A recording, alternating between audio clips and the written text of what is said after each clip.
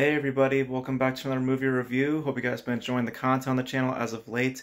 Excuse me if this review might have uh, a slight hand of frustration. I've been trying to watch this film now for a little bit, and I was just getting constantly disrupted. So, just excuse me if I seem a little irritated. It's not to do with the film.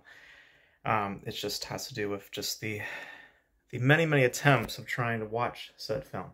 But I finally completed Glass Onion, a Knives Out mystery, which is the sequel to Knives Out, written and directed by Rian Johnson, and tells the story of a band of friends, along with Daniel Craig's character, who returns to a private island owned by Edward Norton, and they begin a game of murder mystery, which then becomes a real murder mystery.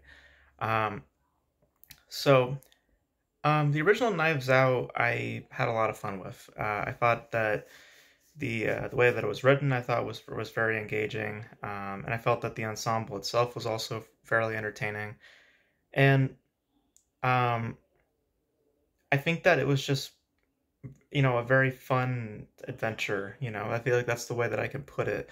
It wasn't like deeply complicated. I mean, there were complications within the mystery, but as an overall like thematic sense and just the overall tonal sense, it was a very fun and very involving kind of film.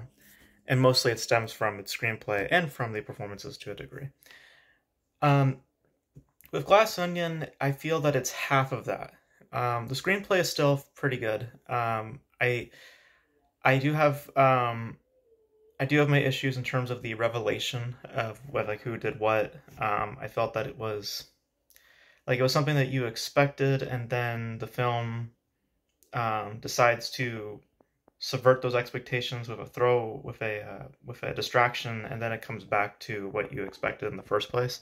Um, and I mean, like, I don't mind that. Narratively speaking, it kept me still engaged and interested, but it also kind of made it slightly irritating in that, like, oh yeah, what I originally thought, like they kind of make a joke about that within the story as well, like, oh, it's the obvious, it's sometimes it is just the obvious person. um and I don't know, I just felt kind of iffy on that, but in general with its dialogue, I felt that it was still fairly engaging. The performances, not so much, because again, with how it navigates the story, you're led to believe that the way that they're performing, that um, there's something to it. You think that, oh, maybe they're bluffing, or maybe they're doing this or that. Maybe they're just being actors on purpose, or acting kind of cheesy and weirdly on purpose. And they're actually not. They're actually just trying to perform as their characters, and it just felt kind of weak. Um, I don't think that the ensemble itself was as strong as the original.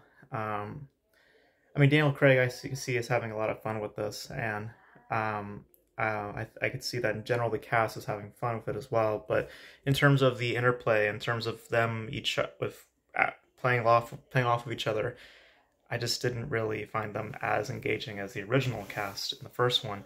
Kate Hudson was kind of weird in this. I'm not sure what she was trying to do performance wise. Just came off kind of iffy. Um, I liked Edward Norton in this. I thought he was interesting.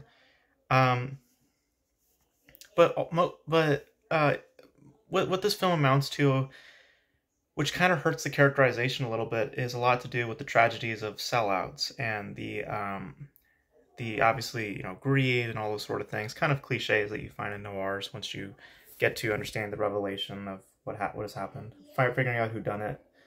Um, well, with that as the idea, you get characters that are just not really that likable or that engaging, because they all kind of amount to the same idea, bar a few of them. Like I said, Daniel Craig's character, Janelle Monáe, which I liked.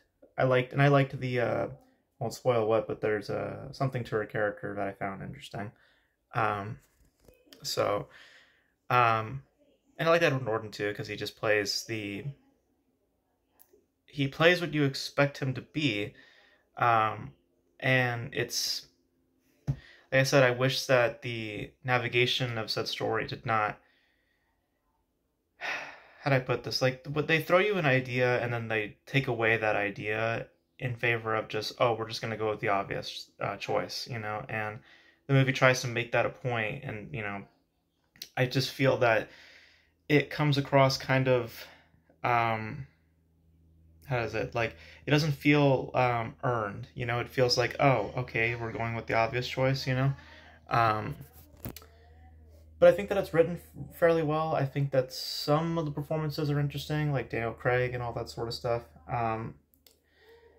I thought the aesthetics uh, were interesting, not like all that great.